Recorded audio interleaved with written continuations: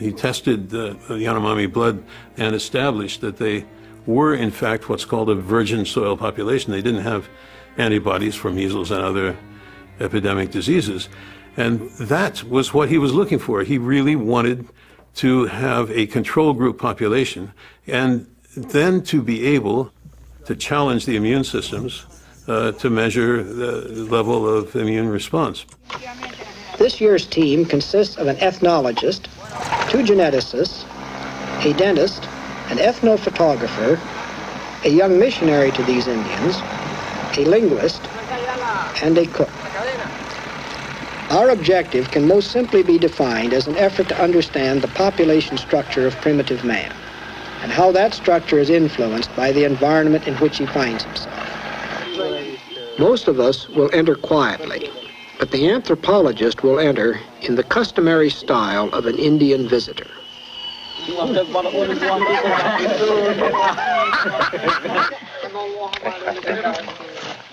En nuestra expedición del año 68, con el grupo de la Universidad de Michigan y el Instituto Venezolano de Investigaciones Científicas, IVIC, Napoleón jugó el papel más importante de la expedición. Si bien la expedición era dirigida por el doctor James Neal y el doctor Marcel Roche, Napoleón era el responsable de que todas las muestras sanguíneas correspondieran y tuvieran la relación de parentesco y fueran anotados con la relación de parentesco que tenían los grupos en la zona. Since the transmission of genes, of course, depends on survival well into adulthood, we feel we must understand many aspects of the disease pressures to which these Indians are subject.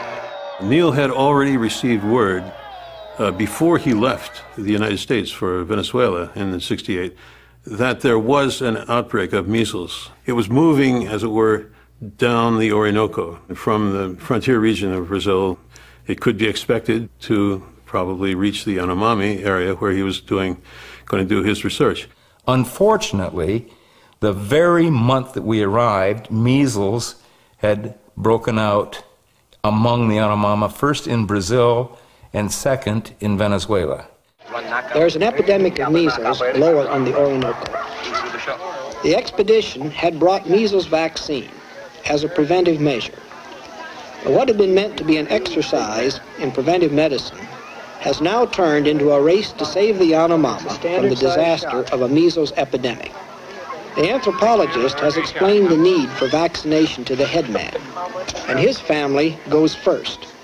Neal was interested in studying the reactions of this virgin soil population, the Yanomami, to very strong a vaccine like Edmiston B, the reactions to which were as close as possible to actual cases of the disease. This was called the Edmiston B vaccine, and you're supposed to give it with a dose of gamma globulin because it was the most reactive vaccine ever approved by the Food and Drug Administration in the United States.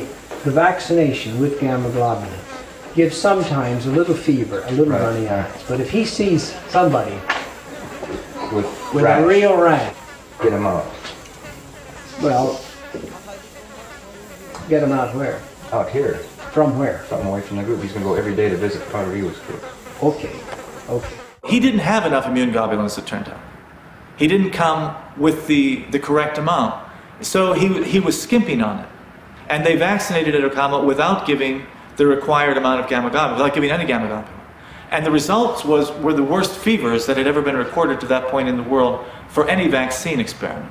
It's silly to say that in the midst of all the other biological sampling that he did with hair samples, skin samples, every conceivable bodily substance and so on, that the injections alone were not at all intended as part of this research program, but instead just for a humanitarian purpose.